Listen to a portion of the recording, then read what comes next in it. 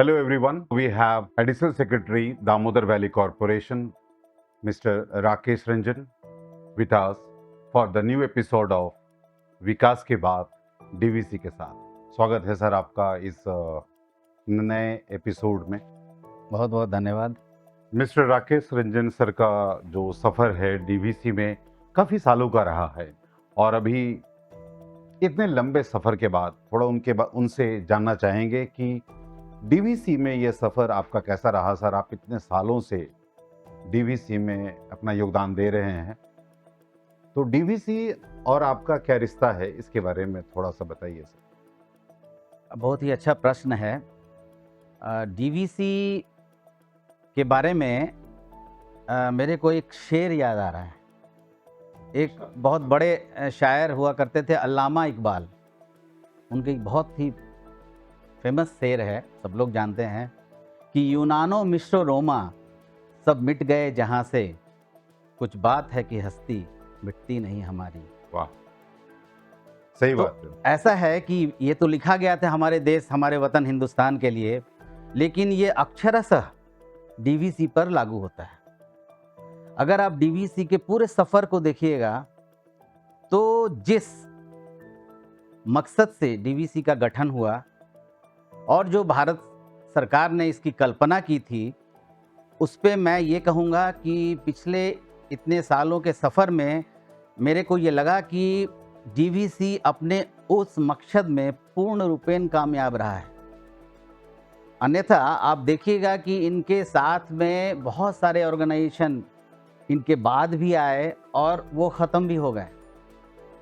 खासकर बिहार और बंगाल के इस रीजन में बहुत सारे ऑर्गेनाइजेशन आए। इतनी बड़ी जायंट कंपनी एचईसी आई थी, बहुत सारी कंपनियां आई, बहुत सारे ऑर्गेनाइजेशन का गठन हुआ, लेकिन कालांतर में धीरे धीरे उनका क्षय हुआ। कुछ ऑफ कोर्स बहुत सारे का विकास भी हुआ, काफ़ी अच्छे हाइट पे भी लोग जा रहे हैं। डीवीसी उतने पुरानी संस्कृति से शुरू होकर आज भी अपनी जगह को बनाए हुए है, फुल पूरे सम्मान के साथ, पूरे जोशो खरोश के साथ। तो ये बहुत ही बड़ी बात है और मुझे फ़ख्र है कि मैं डीवीसी में इतने दिनों तक नौकरी किया और डीवीसी ने मुझे बहुत कुछ दिया है। तो डीवीसी के बारे में और मैं क्या बोलूं। वो दो वाकया मैं बोलूँगा। एक वाकया था हमारे 75वें 75th celebration, 75th foundation day celebration जब हो रहा था, तो उस समय ये कार्यक्रम साइंस सिटी में हो रहा था और हमारे मुख्य अतिथि थे the then energy minister Shri R K. Singh. उन्होंने स्टेज से बहुत बड़ी बात कही थी। उन्होंने कहा था कि DVC is the eldest brother of this entire विद्युत परिवार ऑफ इंडिया। ओके, तो बड़ा बात है सर। उसके पहले तक जो भी विद्युत का जनरेशन जो होता था वो छोटे छोटे स्तरों पे होता था, अगर आप ध्यान से देखिएगा तो। और इस क्षेत्र में कुछ प्राइवेट, कुछ माइंस के पावर हाउस हुआ करते थे और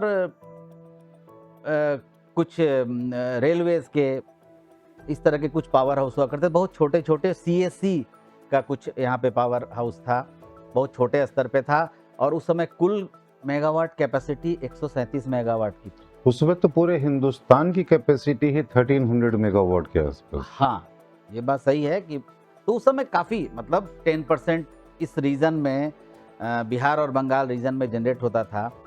तो डीवीसी को जो उन्होंने बताया कि eldest brother of this family, और उन्होंने बहुत अच्छी बात कही कि इनके बाद इस परिवार में और भी भाई लोगों का आना हुआ।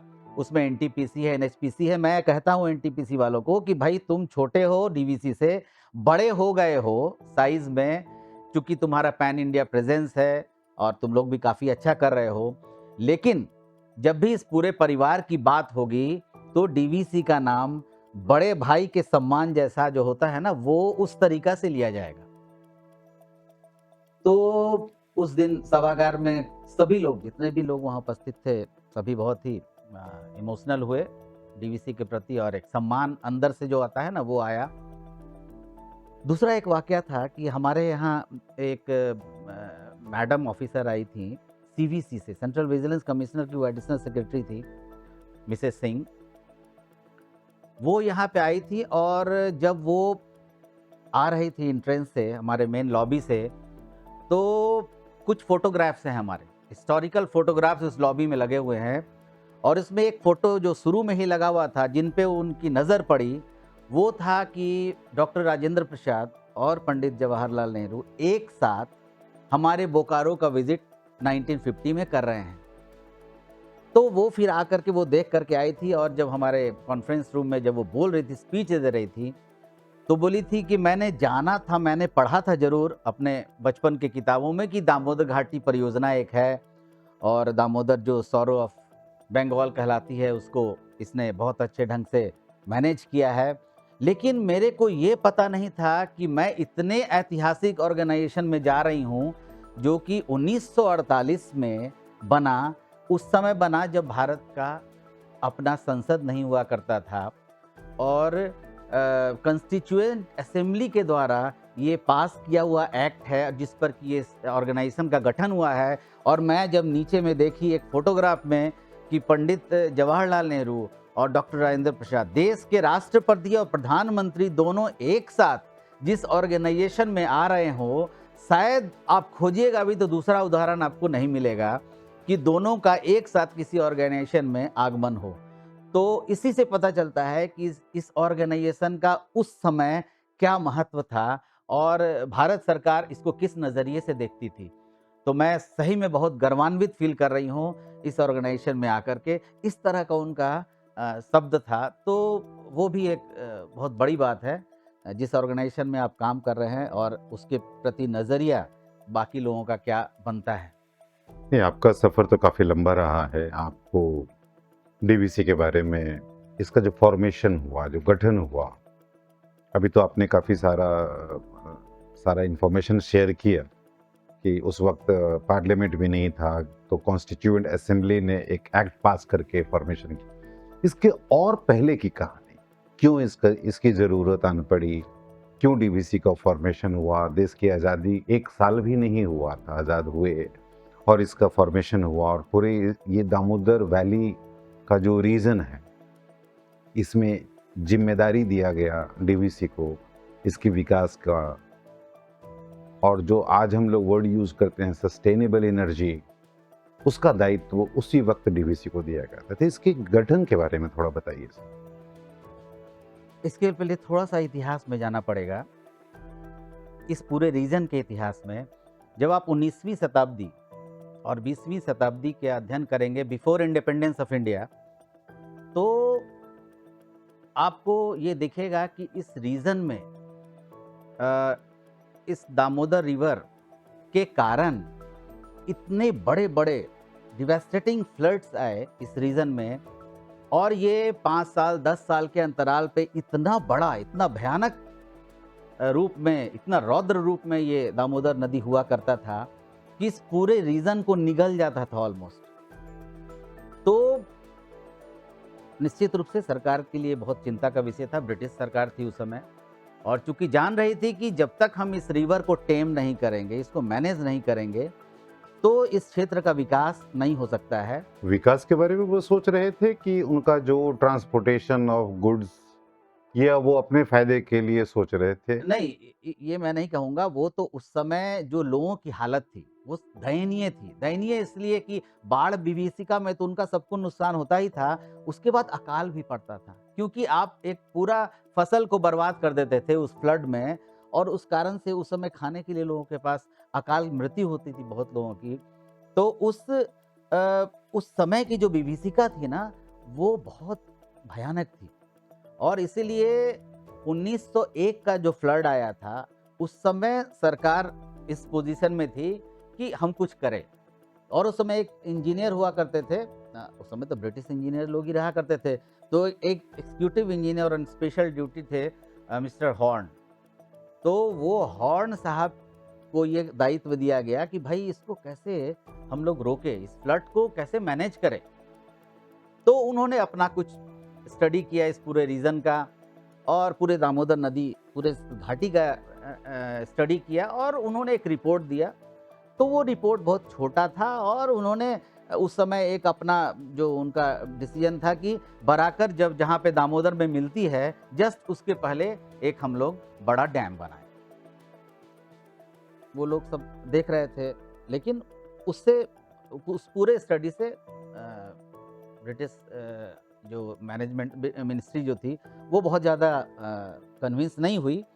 फिर उसके बाद कुछ दिनों के बाद एक मिस्टर मिस्टर उनका नाम था mister glass. He was also an executive engineer at that time on special duty, ये वाटर मैनेजमेंट डिपार्टमेंट के थे। उनको ये काम सौंपा गया कि आप इस चीज़ को देखिए। उन्होंने भी स्टडी किया। मतलब ये 2 बहुत बड़ी स्टडी हुई थी, लेकिन जो एक फूल प्रूफ टाइप का सिस्टम, कन्विंसिंग रिपोर्ट गवर्नमेंट को नहीं मिली। तो अल्टीमेटली ये बाढ़ का दौर चलता रहा। 1901 में बहुत बड़ी बाढ़ आई, फिर 1916 में एक बहुत बड़ी बाढ़ आई, 16 के बाद 23 में आई, फिर 35 में आई और फिर एक बाढ़ आई 1943 में। 1943 की जो बाढ़ थी, उस समय तक निश्चित रूप से टेक्नोलॉजी बहुत सारा चीज़ का विकास हो गया था। तो गवर्नमेंट उस पोजीशन में थी कि इसको सीरियसली हम लोग अगर टेकअप करें, तो शायद हम लोग इस पूरे चीज़ को अच्छे ढंग से मैनेज कर सकते हैं। तो एक दामोदर फ्लड इंक्वायरी कमेटी बनी under the chairmanship of Maharaja of Burdwan और उसमें एक प्रमुख मेंबर के रूप में रखा गया डॉक्टर मेघनाथ साहब, जो कि उस समय बहुत नामी गिरामी एस्ट्रोफिजिस्ट हुआ करते थे, लेकिन साथ में he was a very big activist in this area, specially for water management. और चूंकि इस एरिया के थे वो, तो उनको ये दामोदर का जो त्रासदी था, उन पर्सनली वो फील करते थे कि और इसलिए वो एक्टिवली इस पूरे कमेटी में, इंक्वायरी कमेटी में वो इन्वॉल्व हुए और उसके बाद काफ़ी एग्जॉस्टिव रिपोर्ट मिला। और उस समय एक इंजीनियर हुआ करते थे, उसी रिपोर्ट के आधार पे डॉक्टर WL वुडविन, जो कि TVA जो अमेरिकन कंपनी है, ऑर्गेनाइजेशन है, जिसके in line with that organisation DVC का गठन हुआ है, तो उसके वो बहुत बड़े सीनियर डिज़ाइन इंजीनियर हुआ करते थे। गवर्नमेंट ने उनको बुलाया और यहाँ का एक सेंट्रल टेक्निकल पावर बोर्ड हुआ करता था, जिसमें उनको रखा गया on special request from government of India. America से उनका आगमन हुआ यहाँ पे और वो पूरे डिटेल्स में इसका स्टडी किए based on that inquiry report and everything. और वो जो कहलाता है वो कि unified development of Damodar river a preliminary memorandum, इस तरह की एक रिपोर्ट उन्होंने पेश की गवर्नमेंट ऑफ उस समय गवर्नमेंट ऑफ इंडिया को। और मेघनाथ साहब की तो बात हमने की, और उस समय जो गवर्नमेंट ऑफ इंडिया की जो वाइस रॉय काउंसिल हुआ करती थी, उसमें लेबर मेंबर के रूप में डॉक्टर BR अम्बेडकर थे। डॉक्टर BR अम्बेडकर को एक उस समय का जिम्मा मिला था entire river management of India. तो उनका एक बहुत बड़ा योगदान रहा इस दामोदर और वैली कॉरपोरेशन के गठन में। उन्होंने पूरी तरीका से डॉक्टर WL वुडविन की जो रिपोर्ट थी उसका कॉग्निजेंस लिया और उसमें ही ये बात क्लियर हो गई कि इस ऑर्गेनाइजेशन का गठन जो होगा वो इसी तरह का एक सिमिलर सारा सिस्टम अमेरिका में है, टेनेसी वैली, और वहाँ पे टेनेसी वैली अथॉरिटी का जिस तरह से गठन हुआ है, उसी लाइन में एक दामोदर वैली परियोजना का एक ऑर्गेनाइजेशन बनाया जाए। वो भी एक एक्ट से ही बना था।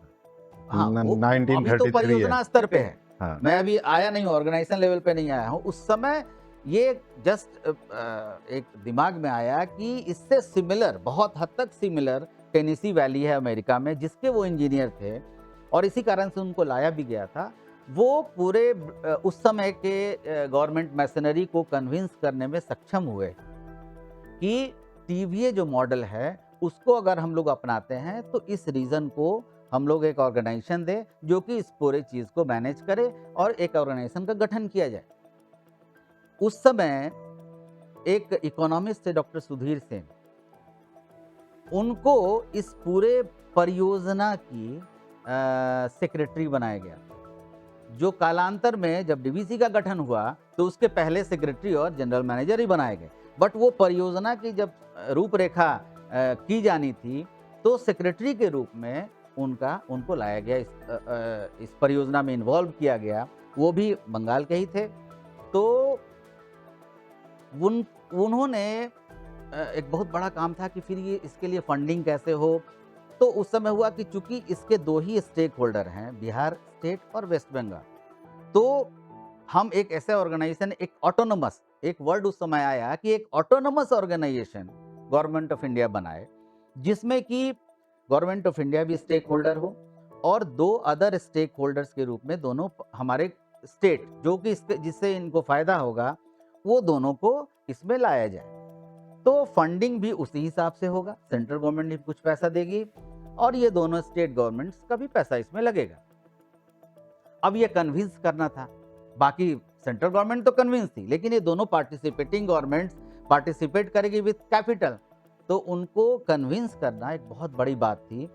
और उसमें डॉक्टर सुधीर सेन का बहुत बड़ा योगदान है कि वो समय समय पर जो डिफरेंट मीटिंग्स हुई उसमें वो सक्षम हो सके, सफल हो सके उस दोनों पार्टिसिपेटिंग गवर्नमेंट्स को एक साथ एक प्लेटफॉर्म पर लाने में। और उसके बाद ये डिसीजन लिया गया कि ठीक है, इसका जो भी कैपिटल होगा वो 3 मेन एरिया में होगा। एक तो हो गया वाटर मैनेजमेंट में होगा, एक पावर जनरेशन में होगा, एक फ्लड कंट्रोल में होगा। Irrigation, flood control and power generation, ये तीनों में पार्टिसिपेटिंग गवर्नमेंट्स और सेंट्रल मिल करके कैपिटल लगाएगी। इसका भी रेशियो अलग अलग है, क्योंकि इरिगेशन जो है वो इरिगेशन केवल वेस्ट बंगाल में इस नदी से होना था। इस इरिगेशन का बहुत कम इफेक्ट बिहार वाले रीजन में आना था, मैक्सिमम इसलिए था। तो उसमें मैक्सिमम कैपिटल आइट, जितना भी आपका इरिगेटेड एरिया होगा उस रेशियो में आपको कैपिटल देना है। पावर जनरेशन में हुआ कि नहीं, तीनों इक्वल, जो भी पावर जनरेशन में फंड लगेगा वो इक्वल लगेगा।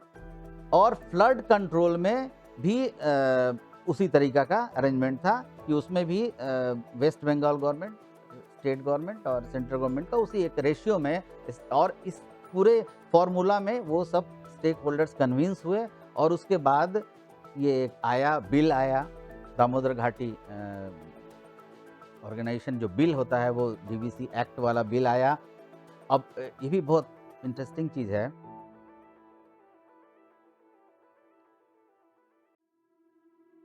कि उस समय 1948 मार्च में ये बिल आया, जो कि गवर्नर के कंसेंट के लिए भेजा गया, एक्सेंट के लिए। और गवर्नर जनरल, उस समय गवर्नर जनरल कौन थे जो डीवीसी के बिल पे एक्सेंट दिया? उस समय लॉर्ड माउंटबेटन थे, जिनका कि सिग्नेचर इस डीवीसी बिल पे है। यस, क्योंकि उस समय ये 27 मार्च 1948 को ये बिल उनके पास लाया गया था। At that time he was the governor general. उसके बाद चक्रवर्ती राजगोपालचारी हुए। तो जिस समय ये बिल एक्ट बना 7 जुलाई 1948 को, शायद उस समय लॉर्ड माउंटबेटन नहीं थे, उस समय सी राजगोपालचारी ऑलरेडी हो चुके थे गवर्नर जनरल। लेकिन इस बिल का एक्सेंट दिया हुआ है none other than Lord Mountbatten के द्वारा। तो उसके बाद ये एक्ट बनी। एक्ट में था कि इसको चलाने के लिए जो मेन टीम होगी वो कौन होगी भाई? तो आप सोचिए कि उस समय जो चीफ सेक्रेटरी थे S N. Majumdar, chief secretary of Bihar, government ने उनको ये दायित्व दे दिया कि you will be the first chairman of this organisation. और ये डॉक्टर सुधीर सेन, जो कि बाद में ऑफ कोर्स वो 2 साल से हजारीबाग में डीवीसी का ही काम कर रहे थे, बट ये एक्ट बनने के पहले उनको एक बहुत कोवेटेड जॉब मिला रशिया में। उस समय Indian embassy first time Russia में गठित की गई और एम्बेसडर हमारी थी विजया लक्ष्मी पंडित। उनके साथ इनको एज ए इकोनॉमिक एडवाइजर का पोस्ट मिला, जो इनके लिए ही बहुत बढ़िया, बहुत बड़ा चीज़ था, बहुत बड़ा अवसर था। और वो रशिया में थे। उस समय हमारे प्राइम मिनिस्टर को इनसे बेटर फिर कोई जीएम, जो चीफ एग्जीक्यूटिव ऑफिसर था as per act, secretary and GM उस समय डिजिग्नेशन हुआ करता था, और ये टास्क इन्होंने डॉक्टर सुधीर सेन को दिया, और वहीं से बोला, मुश्किल से 4 या 6 महीना हुआ था उस असाइनमेंट को करते हुए, और बोला गया कि आप जो है टीवीए का दौरा करिए, और सीधे वो मॉस्को से चले गए टीवीए में उन्होंने नज़दीक से सारा चीज़ स्टडी किया, और उसके बाद वो इंडिया आए, और फिर ये पूरा काम शुरू हुआ। फर्स्ट जो कमेटी बनी थी उसमें, फर्स्ट जो गवर्निंग बॉडी थी डीवीसी की, उसमें चेयरमैन, जैसा हमने बताया आपको, सेक्रेटरी हुए, और बाकी 2 मेंबर, एक बंगाल से थे डॉक्टर बीसी गुहा, और बिहार से थे डॉक्टर मिस्टर पीपी वर्मा। ये दोनों लोग मेंबर थे रिस्पेक्टिव गवर्नमेंट्स के, और उस समय एक डॉक्टर मिस्टर नलिनी रंजन चक्रवर्ती, वो फाइनेंशियल एडवाइज़र बनाए, और इस तरीक़ा से डीवीसी का कार्य शुरू हुआ, और फिर आगे का सफ़र शुरू हुआ। तो ये थी आपकी डीवीसी के गठन की कहानी।